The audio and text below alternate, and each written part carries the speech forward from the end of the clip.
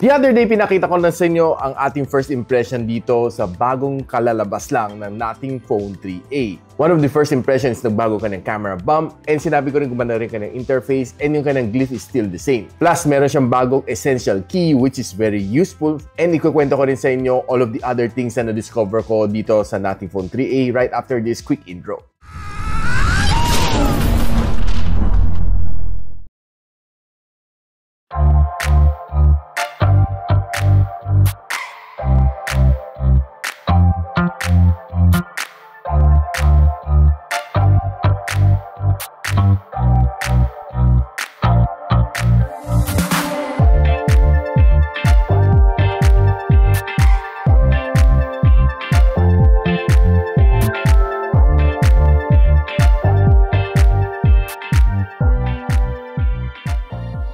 Now, ito si Nothing Phone 3a comes in two color. Well, actually three. Meron siyang special color na blue which is not available here in the Philippines. Ang meron lang natin dito is color white and color black. Ang kanang 820 gigs of storage will be priced at 19,990.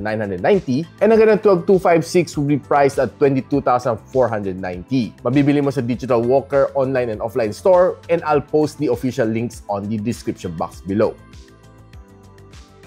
Now, one of the things na magugusto mo dito sa Nothing Phone 3a is yung kanyang simplicity. Same transparent looking back, be it black or white. And one of the noticeable changes dito is definitely yung kanyang camera bump. Medyo pa-widen na siya. And it looks kinda Google-ish for me. At least hindi iPhone-ish. Another thing na nagbago dito is meron na siyang essential key, which is for me very useful. Now, every time na pinress ko to, double press, papasok siya sa essential na space. Pagpasok mo dito, makita mo all of the reminders na ginawa mo dito. Now, I'll just make an example lang para makita ninyo, no? For me, this is a very nice way to save a screenshot and i-record mo siya ng notes at the same time. Let's say, hold ko lang tong screenshot na ito. This is the benchmark of the Nothing 3a.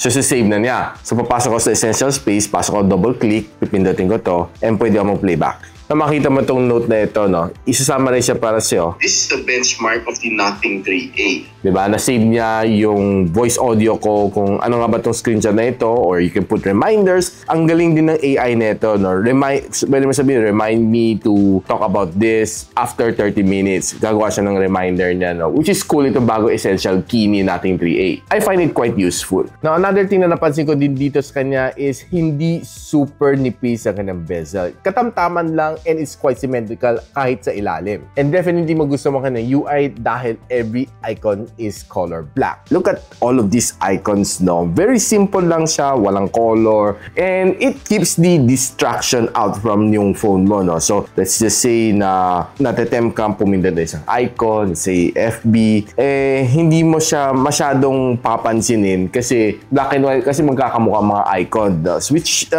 mas hindi ka masyadong mabababad sa icon na yun. That's just me, ah. Pero one thing na sometimes pa nagmamadali ka, especially pag you're on the go, shit, nasan yung icon na hinahanap ko? Kasi magkakapareho ng color. Lalo kung nagmamadali ka, it sometimes is a little bit frustrating na hindi mo makita agad. Kasi unlike, let's say, hinahanap ko FB icon, no? Color blue siya. Mabilis mo na siya ma-spot if it's just the normal coloring. Pero dito sa Nothing UI, lahat sila black and white. So, it takes a little time na hanapin mo siya. So, that's just one of the good and one of the downsides dito sa skin na ito. Unlike ganitong color, kita ko agad ang FB. Now, ito si Nothing Phone 3a is currently running inside Android 15, and right now I'm updated to Nothing OS 3.1.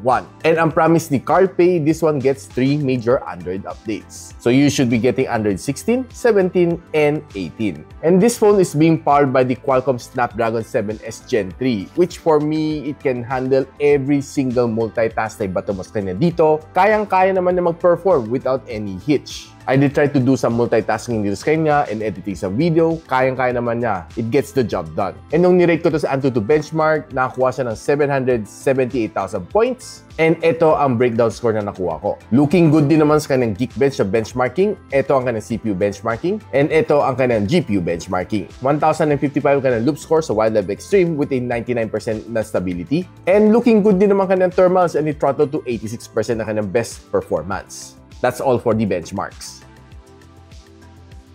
Now, usapang battery naman. This one has a 5,000 mAh na battery, which is just a industry standard. Probably hindi pa siya gumagamit ng silicon carbon dito to make it bigger. And hindi naman siya ganun kabigatan at 200 grams. Maybe kung ginamitan nila ng silicon carbon, this could be 6,000 mAh at the same 200 grams. And by the way, this one supports 50 watts charging, which gives you roughly 50% battery in 20 minutes of charging. Yung nga lang, walang charging brick sa loob. You have to supply your own. Best recommendation ko, mga Momax na charger or mga Ugreen na charger. And nung niran ko ang battery stress test dito sa phone na ito, it was able to give me a good result. To my surprise, 20 hours ang nakuha natin dito, under 50% brightness and 60 Hz na screen refresh rate. Refreshing. Now, one of the things na magugustuhan mo dito is ang kanang display. I simply love yung display ng Nothing Phone 3a. Dahil this one has a 6.77-inch na AMOLED display with 120Hz of screen refresh rate and ang kanang pinaka-maximum brightness is 3,000 nits. It's being covered by a Panda glass and meron siya 88% na screen-to-body ratio. And meron din siya Ultra HDR na image support. Now, kung nagbabrowse ka lang mga pictures dito, you get some really vibrant colors dito sa kanya. And if you're browsing through yung social media, like Facebook, Twitter, TikTok, no, talagang mag-i-enjoy ka dito sa kanya. And one thing na napansin ko sa kanya is smooth naman ang aking experience dito while scrolling on social media. And kung nanonood ka naman ng mga basketball games dito or mga Korean novela or just simply watching some music video, you would definitely enjoy dahil ang ganda, litaw na litaw ang colors na dito. You get every single details dito if you're watching HD content on this phone. Now, another thing na magustuhan mo dito is yung kanang notification ng Glyph interface. Well, honestly, it has been here for Nothing since the first version ng kanilang phone and tuloy-tuloy na naman in-adapt din ng Nothing Phone 3a. And this one is quite good. I'm using the Glyph interface to give me some notification on important notification. Ilang beses ko sinabi notification. Now, si Nothing Phone 3a comes with a stereo speaker. You have 6 holes over here sa ilalim and the other ones coming dito sa kanyang earpiece. Now, gusto lang natin i-try kung gaano kalakas nga ba ang kanyang sounds coming from the Nothing Phone 3a. Now, I would say okay ang kanyang sound. Not so bad. Probably not the loudest na na-experience ko on a mid-range phone, but not really that bad. Now, kung gusto mo mas personalize ang iyong sounds, solong-solo mo, nilalagay mo sa iyong tenga, I have here is the Nothing Ear Open. Honestly, ang ganda nitong buds na ito. I really love yung ganang design and it's different from the other Nothing Ears na meron natin. Normally, mga ibang Nothing Ear, makita mo ganito ang itsura, but this one is totally on a different design. Pagbukas mo, you get 2 open type na TWS. Now, I've been using this for quite 2 weeks already. And kita nyo guys, ang bilis i-pair lang sa aking Nothing Phone 3a. Now, kung sinuot mo siya, it looks something like this. Hindi siya in-ear. So, this is a open ear type. So, medyo nakaano lang siya, nakahang lang siya sa labas ng iyong tenga. There are some type of people na hindi mahilig sa mga TWS, ng mga in-ear type, no? Kasi sometimes it irritates yung kanyang ears. And some people din gusto nila, naririnig pa rin nila mga surrounding nila while they're listening to their favorite music, talking to their friends, or just simply listening to online classes. I think this is a perfect na buds na para sa inyo. Now, one of the things na magusto mo dito sa kanya is okay siya. Nakasabit lang siya dito sa labas ng iyong tenga, which is hindi irritable. Probably one thing na hindi mo masyado magustuhan is pag pawis na pawis ka, medyo hindi lang ganun kasarap ang kanyang feeling. But syempre, wipe off mo lang siya and if lalo ko nag-exercise, you can also use this one, walang problema. And I would tell you na pagdating sa sounds, magandang ng quality. And if you're playing games, kayang-kaya din niya magbigay ng really good experiences kanya dahil meron siyang low latency din. So yun guys, kung naghanap kayo ng open type na buds, this is definitely one good choice. Si Nothing Ear Open. Click the link on the description kung saan siya pwede mabili. Na naglaro tayo ng 3 game dito, I did play Genshin Impact, si Farlight 84, and si Call of Duty Mobile. Pagdating sa Genshin Impact, nilagyan naman natin lang siya sa medyo graphical settings dahil yun lang naman ang kaya nitong Snapdragon 7S Gen 3. Now, nung tinry ko naman siya sagad-sagarin, no, medyo nahirapan tayo and masyado maraming frame drop. So, binabaan ko siya sa medium graphical settings just to be able to play properly. Nung nilagay ko sa medium graphical settings, nabawas-bawasan ng frame drops. Though there are some minor frame drops na hindi mo talaga maiwasan. And when playing with some bosses, doon mo mafe-feel na there are some minor drops. Pero kung naglalakad ka or tumatakbo ka or nagsiswimming ka lang sa Genshin Impact, journeying on your next adventure, wala kang magiging problema sa kanya. Okay naman kanyang controls, his sound is just okay. But if you're using the Nothing ear open, maganda naman siya i-pair sa kanya. It will give you a better sound experience. Ang pinakamainit na inabot ko dito after 30 minutes of gameplay, nasa 37 degrees Celsius. Na pagdating naman sa Call of Duty Mobile, expect to get a good game experience dito. Sinagad ko naman ang kanyang graphical settings to yung best na kaya naman niya, and it was able to perform and giving me a good game experience. Wala naman na-feel na frame drops dito sa kanya, and it was consistent naman. The controls is good, and the graphics is also good. Plus, yung kanyang sound is just okay. Nothing really wow sa kanyang sounds. Ang pinakamainit na inabot na dito after 30 minutes of gameplay is 36 degrees Celsius. Pagdating sa Farlight 84, okay naman ang kanyang gameplay. Not the best experience on a mid-range, but it just simply gets the job done. Nilagay ko naman siya sa kanyang best recommended settings na pwede. Hindi ko lang kaya isagad, no? Kasi this is a 7S Gen 3, and it was able to give me a satisfactory naman na gameplay. Playing for 30 minutes, there are just some minor frame drops along the way na hindi mo maiwasan. But overall, yung gameplay for me is quite decent. Okay naman touch response niya, walang naging problema. And pinakamainit na inabot ko after 30 minutes of gameplay is 36 degrees Celsius. Now, one of the things na pinagmamalaki ni Carpe dito is definitely yung kanyang camera. Si Nothing 3A Sports 3 camera lens sa likod, which starts off with a 50MP na main camera sensor with OIS and a 50MP na telephoto lens with up to 2 times optical zoom, plus meron din siya 8MP na ultra-wide sensor. This one can shoot you up to 4K and 30fps, and ang kanyang front-facing camera, malaki ang kanyang sensor, 32MP, but it can only shoot you up to 1080p and 60fps. Napag-usapan natin some shots na nakuha natin on outdoors dito sa Nothing Phone 3A, and you'll be able to capture some really nice shot dito on this phone on outdoor condition. Now, I would say na yung kanyang color is quite saturated, pero there are times na pag kinuha itong mga photo na ito, it looks quite saturated, pero maganda and cool to the eyes, no? Yung kanyang pagka-render ng mga colors na ito. And masasabi ko naman na it's okay, looks good, pwede mo pang post sa Facebook and sa Instagram. Now, pag tinignan ko naman flower na ito, I think medyo na out of focus siya. I was trying to focus dito sa flower itself mismo, pero it seems to me nag-focus siya dito sa dahon, kaya medyo nag-blur out. Itong leaves na dapat kong i-capture. Taking some building shot, looks quite cool and quite clean itong shot na ito. Ang linis. Now, I did try to play with yung ultra-wide lens. This is the output. Normal. 2 times.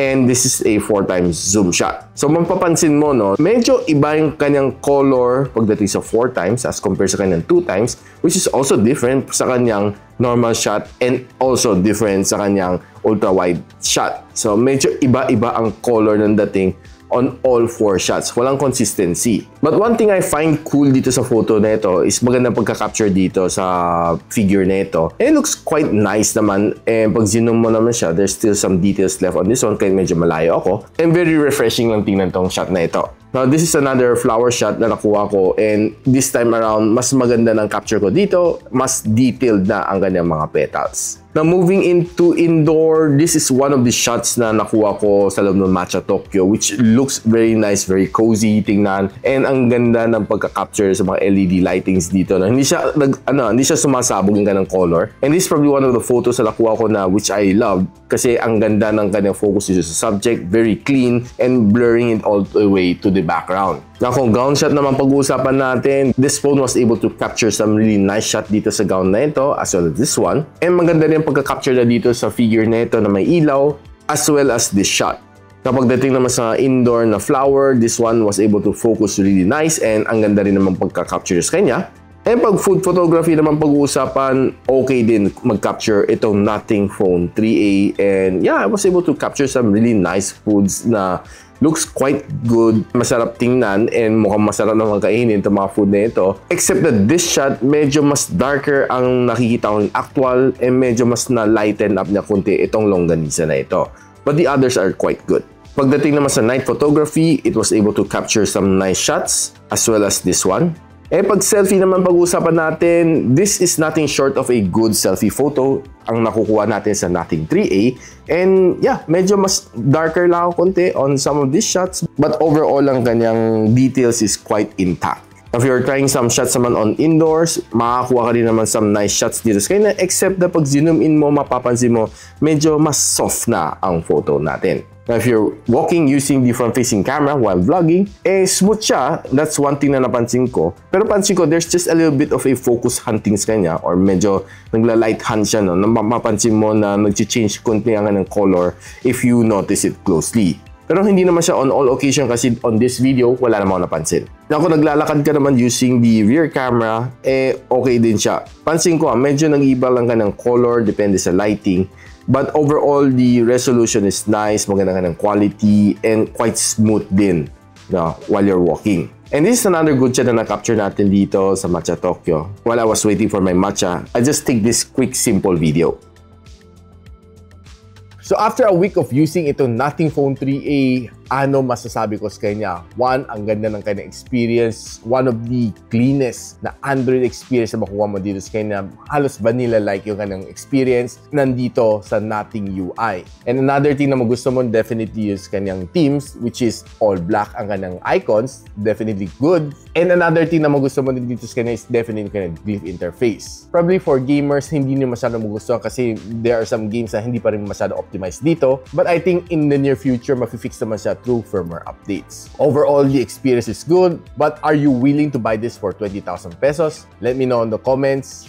And kung gusto niyo malaman kung saan niyo pwede mabili ito, I got it from Digital Walker, which I'll post the link on the description box below. So if you like this video, don't forget to share it to your friends, and a quick sub is definitely awesome. I'll see you in my next video.